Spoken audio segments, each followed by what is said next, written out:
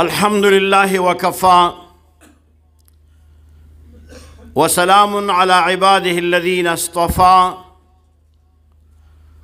أما بعد فأعوذ بالله من الشيطان الرجيم بسم الله الرحمن الرحيم إنما يخشى الله من عباده العلماء وقال النبي الأمي بأبي وأمي صلى الله عليه وسلم العلماء ورثة الأنبياء أو كما قال رسول الله صلى الله عليه وسلم.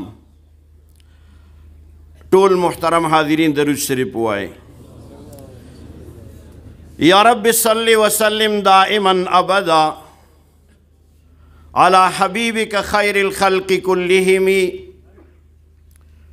هو الحبيب الذي ترجى شفاعته لكل حول من الأهوال مقتحم محمد سيد الكونين والثقلين والفريقين من عرب ومن عجم منزه عن شريك في محاسنه فجوهر الحسن فيه غير منقسم. کہ صورت دا محمد نوے پیدا کرے بخودے نو دا دنیا. کل جہان دا محمد پر روی پیدا شو. محمد دے دا تمام جہان آبا. نبوت پا محمد بانی تمام شو. نشت پس دا محمد انبیاء. مسلمانوں کا شیوا ہے محمد سے وفا کرنا. نماز عشق تلواروں کے سائے میں ادا کرنا. ہمیں ایمان کا مطلب بس اتنا ہی سمجھ آیا. رسول پاک کی حرمت پہ تن من دن فدا کرنا. جسے کٹنا نہیں آتا ہے ناموس رسالت پر، بدن پر بوجھ ہے وہ سر اٹھا کے بوجھ کیا کرنا. شیوخ الحدیث حضرات، معزز علماء کرام، محترم مہمان گرامی او گرانو طالب علمانو رونو، دا جامعہ تعلیم القرآن سالانہ تقریب دا ختم بخاری شریف و دستار باندی سوالسم تقریب باندی تاسو ټولو تا مبارک بادی ویم او پا شرکت کے علو باندی تاسو تہار کلے ویم.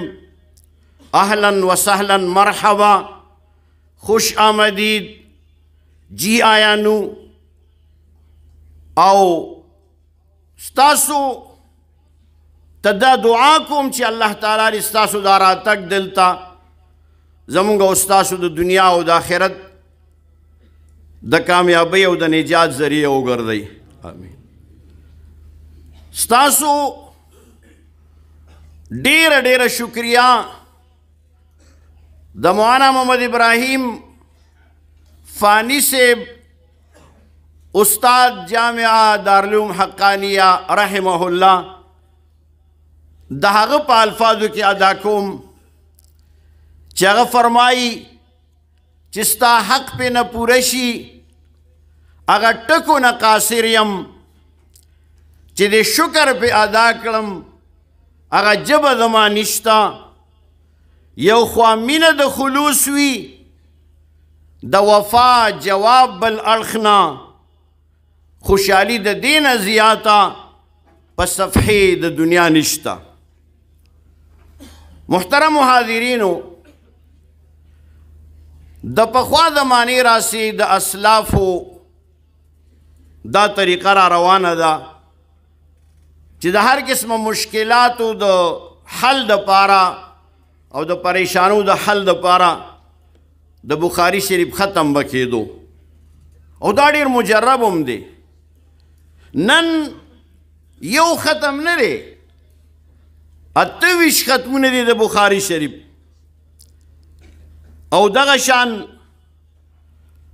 نن 38 د حفظ طالب علمان هغې قرآن پاک په خپلو سینو کې محفوظ کو د هغې د ختم او د دستاربندۍ تقریب دی نو گزارش دا دی چې ډېر په ادب سره او په احترام سره او په خاموشۍ سره تر اخره پورې په دې کې شریک شئ او چې کومه دعا کیږي انشاءالله د دې ختمونو نه پس زمونږ ایمان دی چې هغه به مستجاب وي لہذا اخره پورې په احترام او په ادب سره کښېنئ زه به اول څو خبرې د خپلو فاضلانو وروڼو سره کوم دا چې کم نن دستار ورته په سر کې ښودی کېږي او ډېر خوشحاله دي او یقیناً د دې نه زیاته خوشحالي د انسان په ژوند کې بله نه وي چې کله دی د علومو نه فارغ شي او استادان دته په سر باندې د فضیلت دستار تړي نو اول زما هغې سره څو خبرې دي او انداز بیاں گرچہ بہت شوق ہے لیکن شاید کہ اتر جائے تیرے دل میں میری بات محترمو فاضلانو رونو نن تاسو فاضلان شوي خو یاد ولرئ چې د دې دا مطلب نه دی چې تاسو کامل شوي او بس علم پوره شو او سر ته ورسېدو داسې نه ده د علم د حاصلولو دپاره حد نشته د اسلافو قول دی اطلب العلم من المهد الى اللحد د مرګه پورې د زانګو د وخت نه راواله د مور د غېږې د وخت نه راواله تر مرګه پورې د علم د حاصلولو زمانه ده اوس خو ایله تاسو د مطالعې او د کتابونو د کتلو او د تحقیق کولو چل زده کو علم در پیش استو الله تعالی فرمای وفوق كل ذي علم علیم ګوره یو مثال درته زه ذکر کوم عبدالله ابن عباس رضی الله عنهما د نبی کریم صلی الله علیه وسلم د تره زوی و او د نبی کریم صلی الله علیه وسلم نے براہ راست علم حاصل کړو ام المؤمنین حضرت میمونہ رضی الله عنها د پیغمبر علیه السلام بیبی دا د سکت رور وه د دې وجه نه به اکثر د نبی کریم صلی الله علیه وسلم که راتلو او داسې معمولات او داسې حالات او داسې واقعات به مشاهده کول چې نورو صحابه کرامو هغه خبرې هغه معمولات نشوي لیدلی حتی که یو ځل د نبی علیه السلام ته درخواست وکړو چې یا رسول الله سلم زه لږ ستاسو د شپې معمولات کتل غواړم چې تاسو شپه څنګه تېروئ رسول الله سلم ورته اجازت ورکړو دغه شپه د رسول الله سلم د ده د ترور د حضرت میمونې رضی الله عنها کره وه نو ده د شپې د تېرولو هغه پوره حالات او پوره کیفیت مشاهده کو او ټوله شپه یې رونه کړه او بیا یې دا مشاهدات ټول په یو تفصیلي روایت کې ذکر کړه چې رسول الله سلم د آرام څه طریقه وه اوده کېدلو به څنګه تهجدو دپاره به څنګه پاڅېدلو اودس به څنګه کولو د شپې مونځ به څنګه کو د تهجد مونځ به څومره اوږد کولو څو رکعته به کول او د هغې نه پس به څه کول د سهار مونځ ته به څنګه تلو داسې نور معمولات یې بیان کړي دي او داسې ګڼې موقع دته میلاو شوي وي چې د رسول الله صلی الله علیه وسلم ټول معمولات د مشاهده کړي وو بیا د رسول الله صلی الله علیه وسلم سره د دومره نږدې پاتې کېدو نه پس د حضرت عمر ته نو دور کې د هغه سره قریبي صحبت وساتلو 12 کاله د هغه نه زده کړه وکړه بیا د علي رضی الله عنه پس د حضرت عمر رضی الله عنه پس د حضرت علي رضی الله عنه په دور کې د هغه سره خصوصي مناسبت وساتلو. دواړه په خپل منځ کې د تره زامنو او دواړه د رسول الله صلی الله علیه وسلم هم د تره زامنو. حضرت علي رضی الله عنه اعتمادي ملګری و دی او د هغې صحبت او ملګرتیا په نتیجه کې د علي رضی الله عنه ټول علوم د حاصل کړه. لیکن محترمو د دې هر څه باوجود د علم د زده کړې حرص، د علم د زده کړې هغه شوق هغې دومره زیات و چې نه به د ګرمۍ پروا ساتله، نه د یخنۍ، نه د ورځې پروا، نه د شپې، او په جیدو صحابه کرامو پسې به ګرځېدو او د هغې نه به زده کړه کوله. یو ځل د قرآن پاک په یو آیت کې غور کولو او د غور او د فکر په دوران کې ورته دا خبره معلومه شوه، اندازه ورته وشوه چېرې معامله پوره حل نه شوه. نو ده سوچ کو چې په دې وخت کې د دې آیت علم به پوره د چا سره وي. نو ګورئ رونو، د سختې ګرمۍ زمانه وه، ټکنه ګرمه وه او بیا د عربستان سخته ګرمي. نو خیال یې راغی چې زما او پلانکي صحابي نه د دې پوره معلومات حاصلوم. په هغه ګرمه کې د کوره ووتلو او د هغه صحابي کور ته ورسېد. اندازې ولګوله چېرې دا صحابي به آرام کوي، نو د هغه په آرام کې خلل ناچوم. بس د کور په دروازه ورته کېناستو، ګرمه ګرمه هوا چلیږي، مبارک مخ یې تک سور شو، دوړې رالوي، شګې او پاڼې او دا یې پرې ګیره او په سر کې جمع کېږي، لیکن ناست انتظار کوي صبر او استقامت سره. دا د علم تږې، دا حریص فی العلم ناست او انتظار کوي چې ستړی شو، ستومانه شو، خوب پې غلبه وکړه، نو په دروازه باندې په دورشل باندې په کاڼي باندې سر کېښود او اوده شو. د مازدیګر وخت شو، هغه صحابي د مونځ دپاره د کور نه راووتو، څه ګوري چې د رسول الله صلی الله علیه وسلم د تره زوی په سخته ګرمۍ کې په کاڼي باندې سر یې ښودی دی او اوده دی.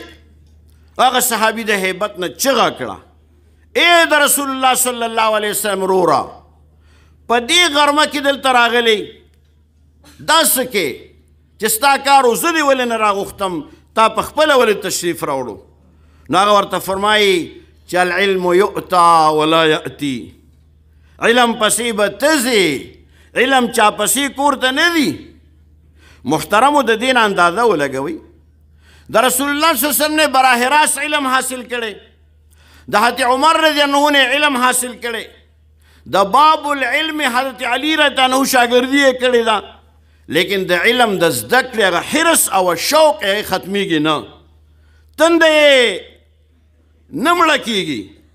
د یو آیت حاصلولو دپاره دونه مشقت برداشت کوي او دا نه وایي چې زه خو کامل شوی یم، زه خو بس فارغ یم.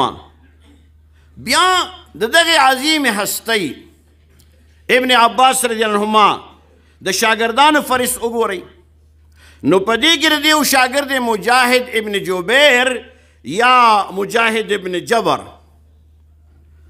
هغه ته وګورئ چې کله هغه په ښه بد پوه شوی و، نو د هغه وخت نه دی ابن عباس رضی الله عنهما پورې نښتی و، تر وفاته پورې د هغه نه جدا نه شو او ټول علوم او فنون یې د هغه نه حاصل کړه. څنګه یې حاصل کړه؟ 10 ځله یې پوره قرآن پاک ابن عباس رضی الله عنهما نه په تفسیر سره وویلو او دا 10 ځله په داسې انداز کې ویلی و چې د هر آیت معنا د هغې مطلب دا یې زده کړی و. او بیا د دې نه علاوه د دې 10 ځلو نه علاوه 3 ځلې ته اول نه تر اخره پورې پوره قرآن پاک په داسې طریقې سره د هغه نه ووي چې دی په خپله د هغې ذکر کوي، وایي اقف عند کل آیة اسأله فی من نزلت کیف کانت، چې په هر آیت به ودرېدم او تپوس به مې کوو چې دا آیت په څه باره کې نازل شوی، په کوم حالت کې نازل شوی او چې نازل شو د دې اثرات څه او نتایج څه برآمد شوي. دغه شان د یو آیت پوره تفصیل زده کو، گویا پورا قرآن پاک کې 33 ځله د اول نه تر اخره پورې په تفسیر سره ووي او فرمایي چې ما به څه اورېدل نو ما به هغه لیکل او بیا مې ابن عباس عنهما ته اورول هغه به دې اصلاح کوله. بیا یو بل مثال درته ویم. امام شافعي رحمه الله تاسو ته پته دی یو لوی محدث دی، مفسر دی، فقیه دی، امام دی، مجتهد دی، مقتدا دی. دی په قاهره کې اوسېدو، د وخت امام دی، مجتهد دی، محدث دی، لیکن د هغې باوجود دی خبر شو چې په بغداد کې یو محدث دی او د هغه سره د یو حدیث علم دی، د یو حدیث. هغه حدیث براه راست د هغه نه د اورېدو دپاره بغداد ته روان شو. شپږو میاشتو فاصله د سفر دی. په بغداد کې امام احمد بن حنبل رحمه الله اوسېدو. امام احمد بن حنبل رحمه الله خبر شو چې زما استاذ امام شافعي رحمه الله بغداد ته را روان دی. نو د امام احمد بن حنبل رحمه الله یو وړه لور وه، خو ډېره پویه او هوښیاره او ذهینه وه. نو امام احمد بن حنبل رحمه الله خپلې لور ته وایي بچې زما استاذ را روان دی او ګورئ چې د هغه ښه خدمت وشي. ښه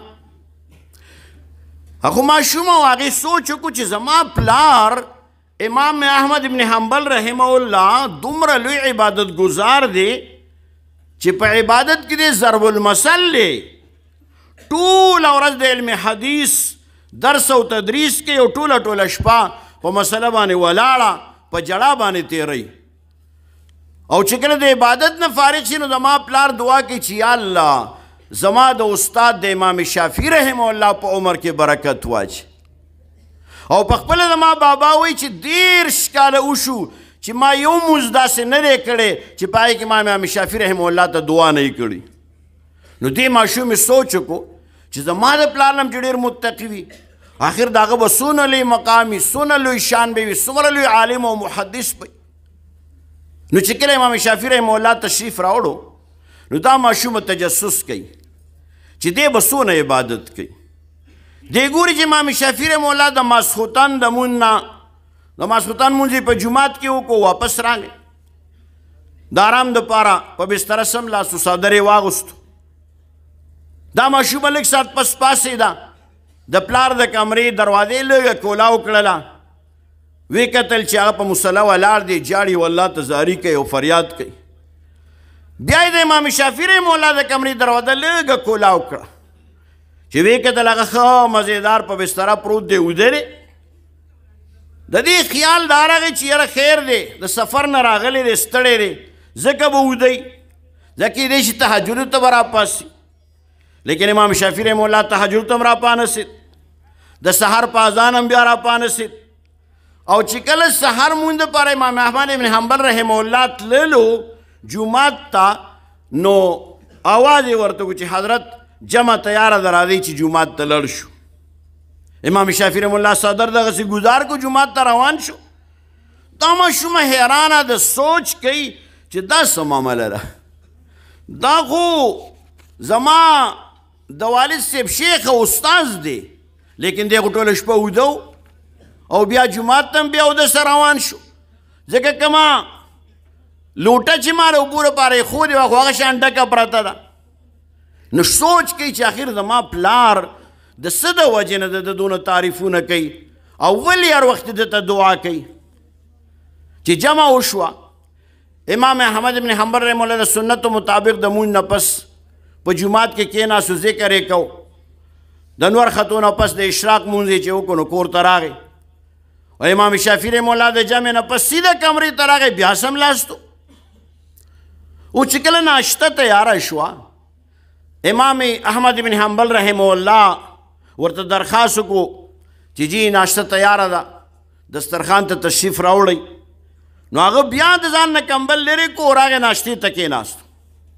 اوس دا ماشومه ګوري چې اوس به څه کېږي. زما پلار خو ډېر معمولي او ډېر لږ خوراک کوي، او زما پلار وایي چې بزرګان او نیکان خلک خوراک ډېر نه کوي.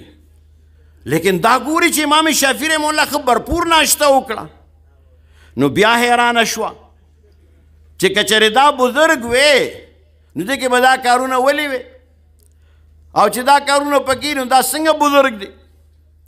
په دې دوران کې امام احمد ابن حنبل رحمه الله د خپل استاد محترم نه تپوس وکړو چې حضرت شپه مو څنګه تېره شوه، څه خوب مو وکړو که نه؟ د امام شافعي رحمه الله ورته وایي چې یاره شپه خو الحمدلله ښه تېره شوه، خو اوده نه شومه، یو منټ دپاره م خوب رانغی.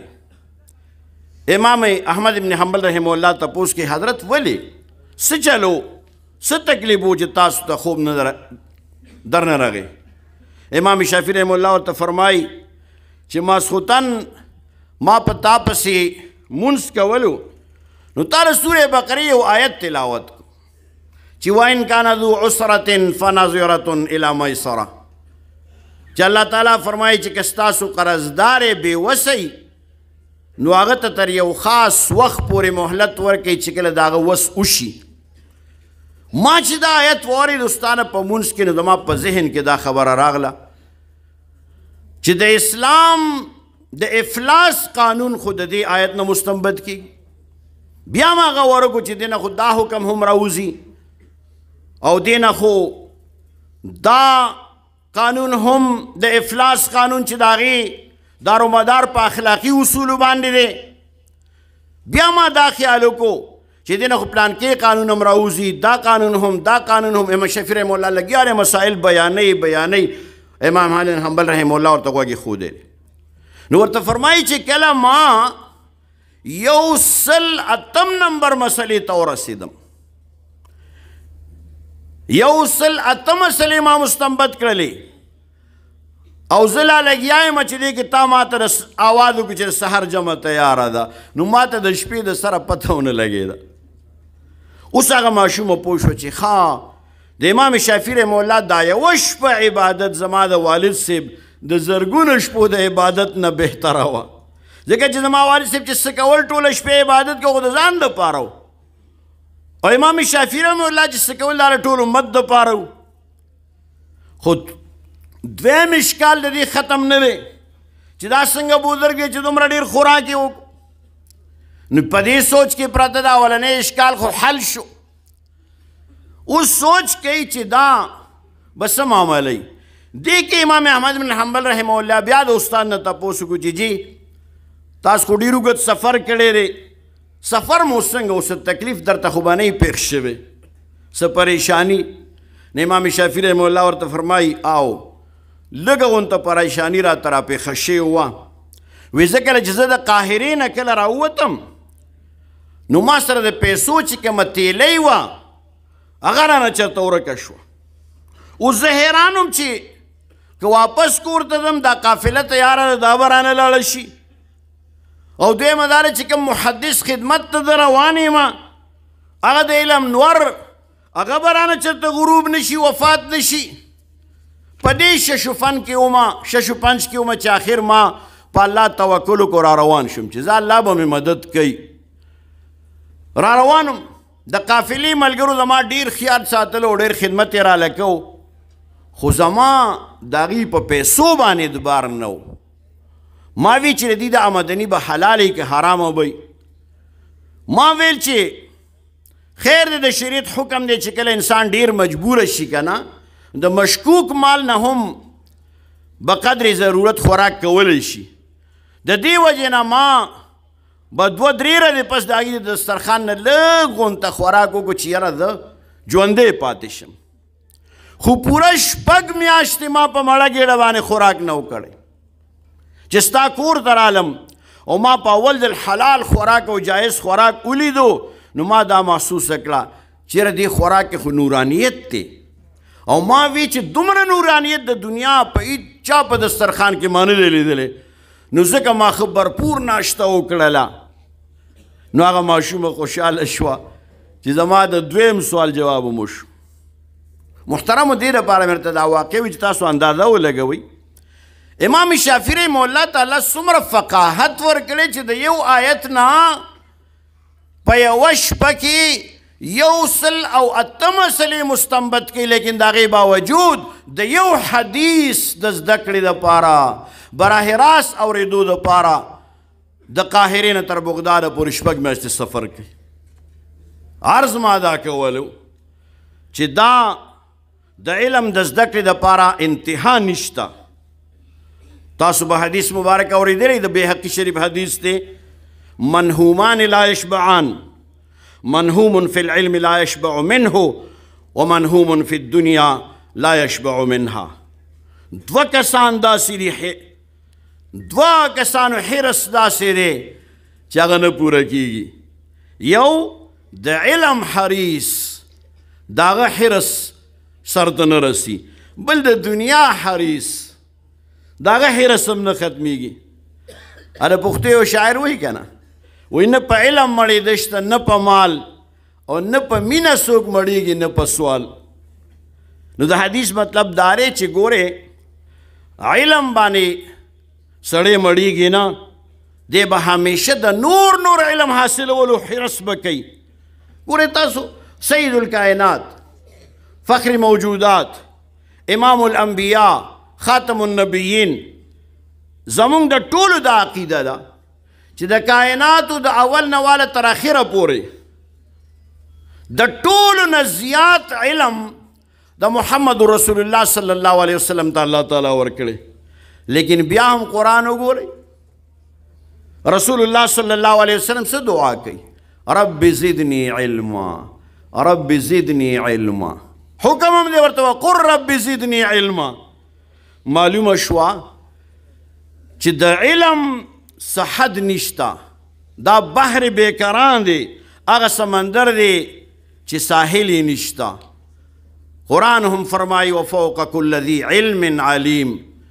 لہذا همیشه ځان طالب علم ګڼئ، د تعلیم و تعلم سره ځان وابسته ساتئ. د دې درس نظامي د ویلو مطلب دا دی چې ستاسو دونه استعداد پیدا شي چې اوس په صحیح معنو کې اوس به طالب جوړ شي. یعنی د علم زمانه د مور د غیږ نه د قبر د غیږې پورې ده. بله اهمه خبره دا ده محترمو طالب علمانو ورونو، دا تاسو چې څه وویله 8 کاله صرف او نحو او معانی او فقه، اصول فقه او احادیث او تفاسیر، دا ګورې ټوله وسیله ده. وسیله د دې ټولو مقصد دا دی چې هغه په دې خبرو باندې تاسو عمل وکئ. په شریعت باندې عمل کول مقصد دی چې اوس تاسو دا ووایئ، دا علم وویلو چې تاسو متبع سنت جوړ شئ. د قیامت پر ورځ بس تاسو نه تپوس د عمل کیږي. الله تعالی حکم کوي وقل اعملوا فسيرى الله عملكم ورسوله. نو ځان مکمل د شریعت مطابق جوړ کړئ، د سنت نبوي په سانچه کې ځان فټ کړئ، او ځان د هغې مصداق مه جوړوئ کمثل الحمار یحمل اسفارا، چې په خر باندې کتابونو بار وتړي، نو څه فایده شوله؟ لہذا عمل ځان کې پیدا کوي او په دې خبرو کوشش وکړئ چې خپل په دې باندې عمل وکړئ.